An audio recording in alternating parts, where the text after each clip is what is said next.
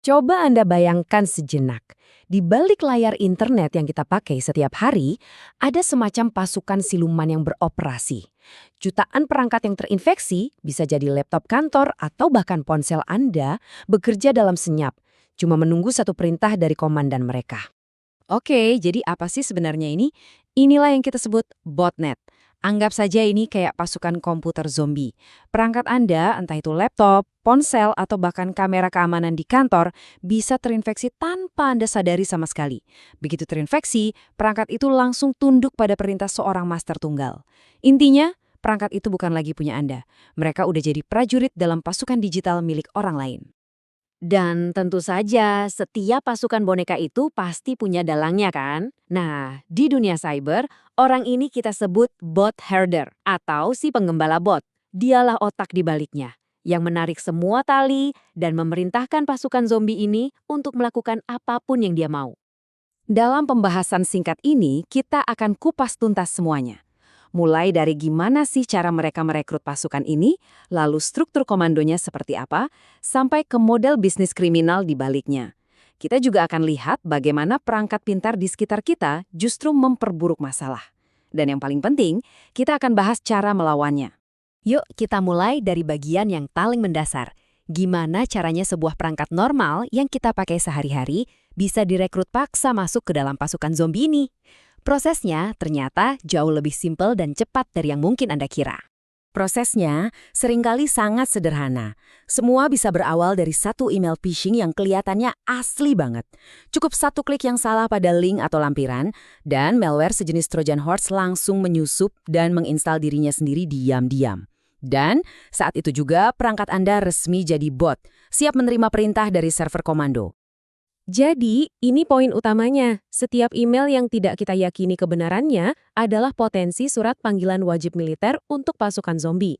Satu klik yang ceroboh bisa mengubah aset berharga perusahaan menjadi pion dalam permainan kriminal orang lain.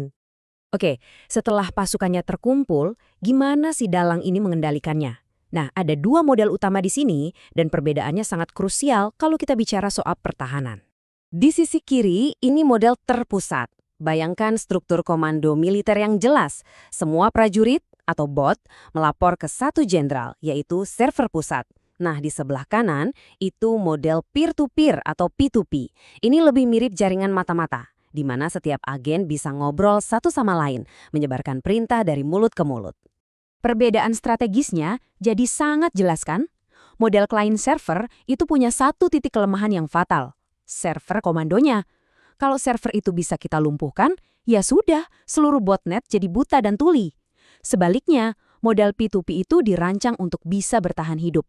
Nggak ada satu kepala yang bisa dipenggal untuk menghentikan semuanya. Inilah kenapa model terpusat itu punya kelemahan. Buat penegak hukum, targetnya jelas. Temukan dan matikan server komandonya. Begitu server pusatnya jatuh, seluruh pasukan zombie tadi langsung kehilangan arah dan tercerai-berai. Tapi, melawan botnet P2P itu benar-benar mimpi buruk. Setiap kali Anda berhasil mematikan satu bagian dari jaringan, bagian lainnya akan dengan cepat saling terhubung kembali dan melanjutkan operasi. Ini musuh yang sangat-sangat tangguh dan sulit untuk dibasmi sampai tuntas. Terus, kenapa sih para kriminal ini repot-repot membangun pasukan sebesar ini? Jawabannya, ya seperti biasa, uang. Botnet itu bukan cuma iseng-iseng, tapi ini adalah sebuah model bisnis kriminal yang sangat menguntungkan. Nah, ini dia insentif ekonominya. Buat apa bayar sewa infrastruktur komputasi yang mahal kalau Anda bisa meminjam atau lebih tepatnya mencuri daya komputasi dari ribuan perangkat di seluruh dunia secara gratis? Botnet itu ibarat punya kekuatan superkomputer tapi dengan biaya operasional yang sangat-sangat rendah. Lalu, gimana mereka mengubah pasukan ini jadi uang? Wah, caranya banyak sekali.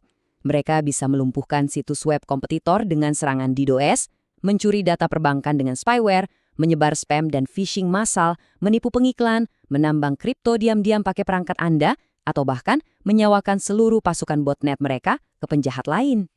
Biar lebih jelas, serangan DDoS itu fokusnya mengganggu layanan. Jadi, mereka membanjiri server Anda sampai akhirnya offline. Sementara itu, bot spam lebih fokus ke penyebaran dan pencurian.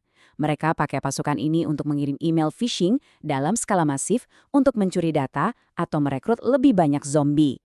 Kalau botnet kita ibaratkan api, maka Internet of Things atau IoT adalah bensinnya. Miliaran perangkat pintar yang terhubung ke internet ini menjadi ladang rekrutmen yang hampir tak ada habisnya. Dan disinilah letak masalah besarnya. Banyak sekali perangkat IoT yang dijual dengan kata sandi bawaan yang sangat lemah, seperti admin dan password. Tanpa ada pembaruan keamanan rutin, mereka ini jadi target yang sangat empuk. Sebaliknya, perangkat yang diamankan dengan kata sandi unik dan pembaruan otomatis tentu jauh lebih sulit untuk direkrut. Coba pikirkan dampaknya ke bisnis Anda. Sensor yang disusupi di pabrik misalnya bukan cuma bisa mencuri data, tapi juga bisa mengirim data palsu yang bisa merusak produksi atau bahkan menghentikan seluruh lini perakitan. Teknologi operasional Anda bisa berbalik menyerang Anda sendiri. Baik, kita sudah paham ancamannya. Sekarang, mari kita fokus ke solusinya. Bagaimana kita bisa membangun benteng pertahanan yang kokoh melawan pasukan tak terlihat ini? Pertahanan yang efektif itu dimulai dari perbatasan jaringan. Penyaringan ingress itu ibarat satpam di gerbang depan. Dia akan menolak semua lalu lintas mencurigakan yang mau masuk. Sementara itu, penyaringan egress itu seperti satpam di gerbang belakang. Dia memastikan tidak ada perangkat terinfeksi di dalam yang bisa berkomunikasi keluar ke markas komandonya. Nah, ini 4 pilar pertahanan strategis yang bisa Anda terapkan. Pertama, buang jauh-jauh semua kata sandi lemah. Kedua, jangan pernah menunda pembaruan keamanan. Ketiga, pisahkan aset-aset paling berharga Anda dalam jaringan yang terisolasi. Dan yang keempat, terapkan filosofi Zero Trust. Jangan percaya siapapun, selalu verifikasi. Anggap semua koneksi, bahkan dari dalam jaringan Anda sendiri, sebagai potensi ancaman sampai terbukti aman. Jadi, kesimpulannya begini. Ancaman botnet ini tidak akan hilang dalam waktu dekat. Justru sebaliknya, selama masih banyak perangkat IoT yang murah dan tidak aman di pasaran, pasukan zombie ini akan terus bertambah besar dan semakin kuat. Ini adalah perlombaan senjata, dan kita tidak boleh sampai ketinggalan. Sebagai penutup, saya ingin meninggalkan Anda dengan satu pertanyaan. Setiap perangkat yang terhubung ke jaringan Anda, itu adalah sebuah pintu. Di tengah ancaman pasukan botnet yang terus bertambah besar, pertanyaannya bukan lagi apakah kita perlu mengunci pintu-pintu itu, tapi apakah kita sudah yakin semua kuncinya sudah terpasang dengan benar?